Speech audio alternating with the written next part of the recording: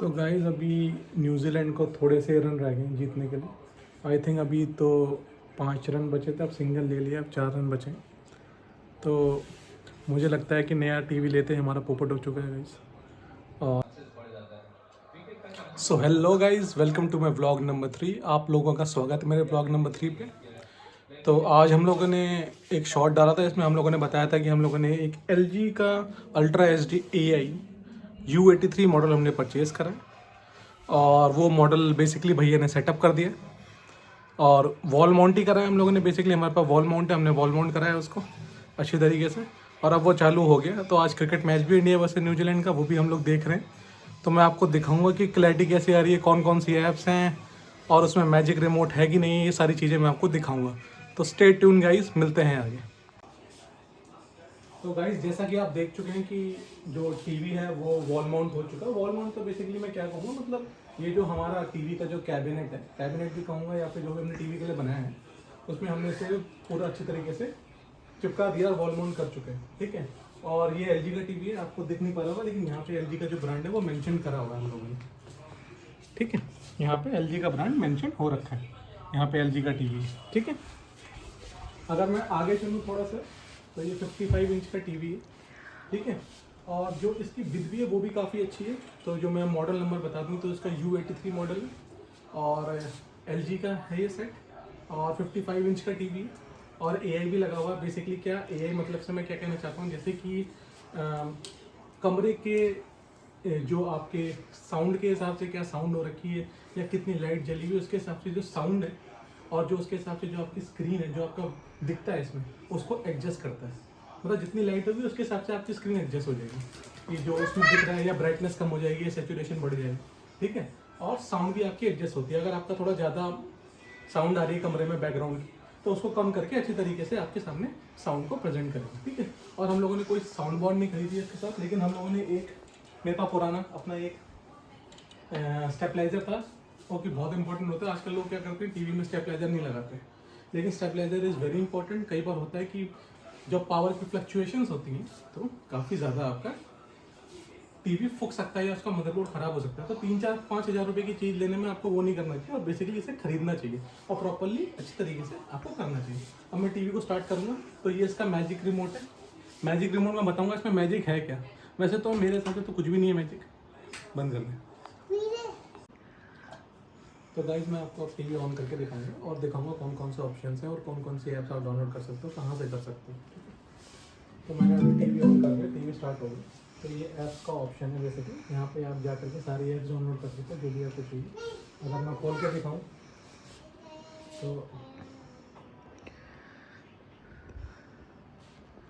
ये देखिए, यहाँ पे सारी ऐप्स आ रही, नीचे सारी आ रही है, जो सी आपको करनी है वो आप डाउनलोड कर सकते हैं। और दूसरी बात है, प्राइम वीडियो है, सोनी लिव है और एप्पल टीवी है और नेटफ्लिक्स, सारी ऐप्स हैं यहाँ पे, तो आप कोई भी डाउनलोड कर सकते हो। अब हम दोबारा होम ऑप्शन पे जाएंगे। तो मैं अब आपको बताता हूँ मैजिक रिमोट में मैजिक क्या है। मैजिक ये है, ये जो कर्सर जा रहा है ना, जब हम हाथ को हिला रहे हैं और एक कर्सर मूव कर रहा है, तो ये है जी मैजिक। बस इसके हिसाब से आपका जैसे माउस चलता है या जो लैपटॉप का जो ट्रैक पैड होता है वो चलता है, उस तरीके से ये जब आप हाथ की मूवमेंट करते हो तो ये आपका हिलता रहता है। और उसके हिसाब से मतलब थोड़ा सा ईज़ ऑफ यूज़ हो जाता है कि आप आराम से कहीं भी क्लिक कर सकते हो। मतलब बड़ी दिक्कत होती है अगर नॉर्मल रिमोट्स होते हैं। ठीक है। तो अब मैं आपको कोई एक ऐप खोल के दिखा देता हूँ, या फिर ऐसा करते हैं, हाँ एक ऐप खोल के दिखा देता हूँ, या फिर मैं ऐसा सोच रहा था कि यूट्यूब पे जा करके आपको मैं इसकी क्वालिटी दिखाता हूँ, क्वालिटी कैसी है इसकी, जो 4K क्वालिटी वो कैसी आ रही है। तो थोड़ा सा आगे जा करके मैं यूट्यूब खोलता हूँ और अभी हम लोग नॉर्मल एज अ गेस्ट देखेंगे, तो ऐसे कोई प्रॉब्लम नहीं है। तो कोई भी हम 4K वीडियो लगा देते हैं। इसमें एक चीज़ और है, वो है वॉइस सर्च। तो आप वॉइस सर्च भी कर सकते हो। 4K वीडियो, 4K वीडियो, ये देखिए आराम से सर्च हो जाता है, कोई प्रॉब्लम नहीं है। और अब आप इसमें से देखिए, हम एक या नॉर्मल ये वाली वीडियो लगा देते हैं। ठीक है।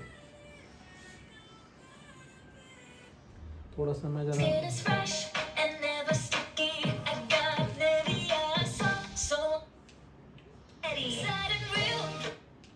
थोड़ा सा मैं ज़रा इसकी आवाज़ कम कर देता हूँ, क्योंकि हो सकता है कि कोई कॉपीराइट इशू ना आ जाए गलती से भी। और हमारा जो बच्चा है वो भी गाने चला रहा है पीछे से, तो कॉपीराइट इशू आ सकता है। तो बेटा प्लीज़ थोड़ा गाने बंद कर दो अपने एंड पे। ठीक है। तो अब ये देखिए, ये है इसकी क्वालिटी, आप देख सकते हैं। ठीक है, हो सकता है कि टीवी जब आपको मोबाइल के थ्रू दिखा रहे हैं तो इतनी अच्छी नहीं दिख रही होगी, लेकिन वैसे तो काफ़ी अच्छी क्वालिटी। देखिए आप, ये नॉर्वे का सीन है, कितना प्यारा आ रहा है इसके अंदर। थोड़ा सा पास आके दिखाओ, थोड़ा सा पास आके, थोड़ा सा पास आके दिखाओ। ठीक है, तो जैसा कि आप देख पा रहे हैं कि क्वालिटी तो बहुत बढ़िया आ रही है। और अभी हमें इसे और भी टेस्ट करना पड़ेगा। नेटफ्लिक्स में जा करके हम लोग HDR 10+ कंटेंट देखेंगे उसमें डॉल्बी विजन, डॉल्बी एटमॉस किस तरीके से वर्क करता है। ठीक है,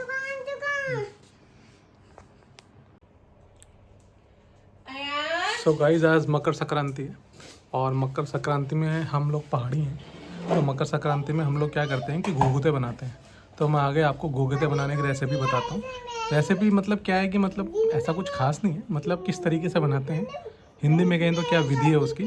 थोड़ा बहुत तो हमने बना करके रख दिया, फिर भी मैं आपको समझा दूंगा क्या है, और फिर दिखाएंगे किस तरीके से उसको फ्राई करते हैं। बड़े अच्छे होते हैं खाने में, तो मैं आपको बताता हूँ उसे। सो गाइस अब मैं आपको थोड़ी सी रेसिपी बताऊंगा। पहले तो आपको क्या करना है, इसमें आटा और सूजी लेकर के उसको एक बड़े से परात में डाल लेना है, जैसा कि हमने डाल रखा था, क्योंकि थोड़ा बन चुका है, थोड़ी वीडियो हमने लेट शुरू करी है। ठीक है, और उसके बाद फिर आपको क्या करना है, एक पानी लेना है और उसको गर्म करना है, उसमें आपको गुड़ डालना है और गुड़ के बाद इलायची डालनी है और उसको काफ़ी देर तक पका लेना है। ठीक है, फिर क्या करना है, आपको जो आपने आटा रखा है जिसमें आटा सूजी आपने दोनों मिक्स करी है, वो आपको कुछ नहीं करना है, उसको आपको हल्का सा घी डाल करके और जो आपने पानी बनाया है गुड़ इलायची का, उससे आपको उस आटे को गूंद देना अच्छी तरह से। तो ये जो आटा गूंद करके हमने रखा हुआ है ये उसी से ही गूंदा है। ठीक है, सो अब आटे को गूंदने के बाद आपको क्या करना है, उसका छोटा सा पेड़ा बनाना है, फिर उसको आपको लंबा इस तरीके से जो बेलन में और चकले का यूज़ करके उसको बेल लेना है। फिर आपको उसको मतलब किसी भी उसमें काट सकते हैं। तो अभी नेहा कट करके दिखाएगी। तो नेहा का तो जो बेसिकली है वो स्टैंडर्ड प्रोसीजर है काटने का। इस तरीके से वो चारों तरफ से एक अच्छी तरीके से काट करके उसको स्क्वायर बना लेगी, और अब वो साइड का जो बेकार का पोर्शन है उसको हटा लेगी। बाद में यूज़ कर लेंगे इसे दोबारा, जब दूसरा पेड़ा बनाएंगे तब यूज़ कर लेंगे इसे। इससे क्या है कि एक प्रॉपर शेप बन चुकी है इसकी अच्छी तरीके से। अब इसे वो कट करेगी अच्छी तरीके से। थोड़ा सा देखिए ख़राब हो गया, लेकिन चलता है इतना। अब देखिए ये लगातार इसको इस तरीके से कट कर रही है। आई थिंक शायद इस तरीके से हम लोग काजू कतली को भी कट करते हैं।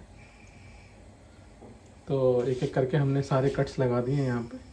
अब इसी को हम दूसरे डायरेक्शन में भी कट करेंगे। ठीक है, तो ये कट होता जा रहा है लगातार।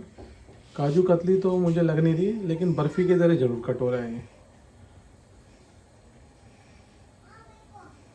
ठीक है, तो अब इसको क्या करेंगे, अब इन सारी चीज़ों को हम उठा करके एक एक करके ये जो तेल हमने गरम कर रखा है इसमें डालेंगे, और पकने के बाद इसको जैसे हम डालेंगे, मैं डाल के दिखाना थोड़ा। तो तेल आपका पाइपिंग हॉट होना चाहिए एकदम, और फिर एक एक करके हम इसमें डाल देंगे।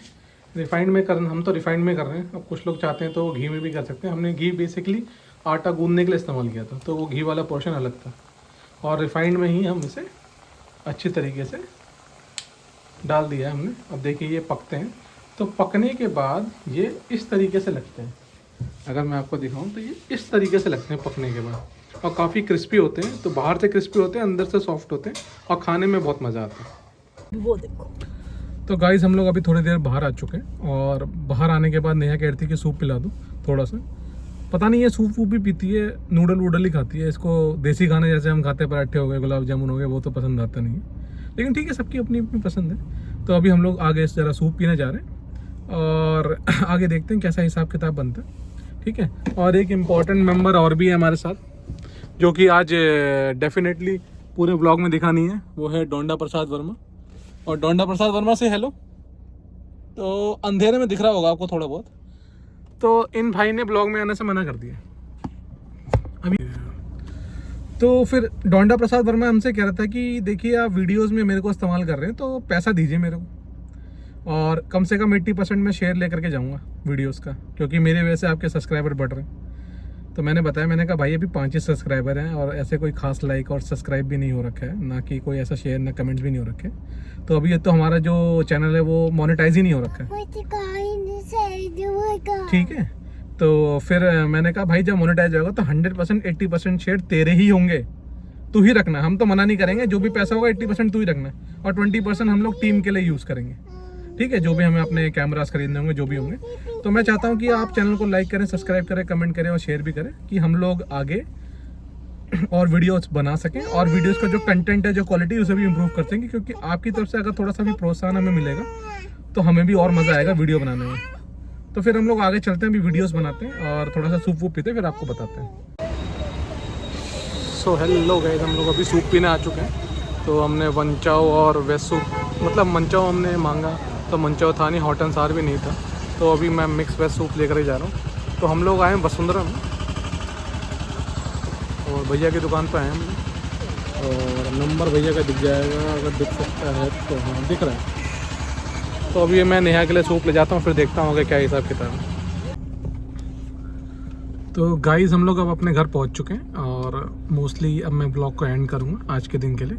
तो आप सभी लोगों से मुलाकात होगी आप हमारे नेक्स्ट ब्लॉग में, तो स्टे ट्यून फॉर दैट।